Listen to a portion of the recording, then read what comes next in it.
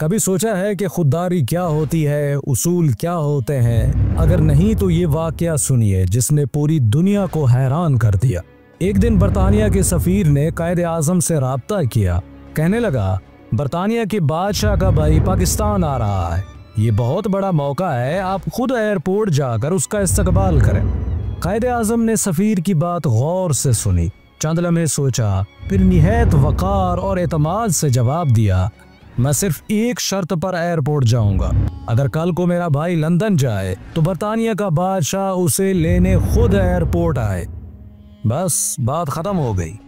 ना कोई माफी, ना कोई झुकाव, ना कोई एहसास कमतरी। ये कहानी है उस इंसान की जो सिर्फ कौम का कायद नहीं, किरदार का पहाड़ था। एक दिन सरकारी दफ्तर के लिए 37 रुपए का फर्नीचर खरीदा गया। कायदे आजम ने लिस्ट देखी, लेकिन फौरन उनकी नजर एक चीज पर जा रुकी, 7 रुपए की कुर्सियां इजाफी थी। कायदे ने पूछा, ये किसके लिए? जवाब मिला, आपकी बहन मोहतरमा फातिमा जिन्ना के लिए।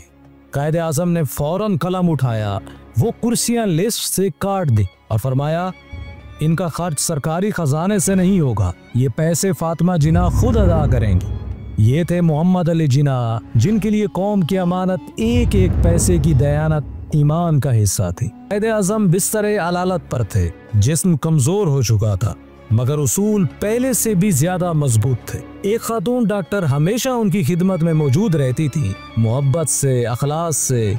एक दिन कायदे आजम ने उससे कहा, तुमने मेरी बहुत खिदमत की है, बताओ मैं तुम्हारे लिए क्या कर सकता हूँ?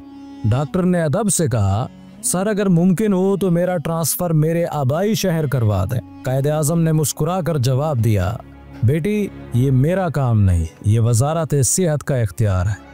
ये थे मोहम्मद अली जिन्ना, बीमार जिस्म लेकिन उसूलों में कोई लचक नहीं, न रिश्तेदारी, न जज्बात, न दाती फायदा, बस कानून, बस ज़ाब्ता। कायद ने हमें सिखाया कि अगर रहनुमा उसूल तोड़ दे तो कौम बिखर जाती है।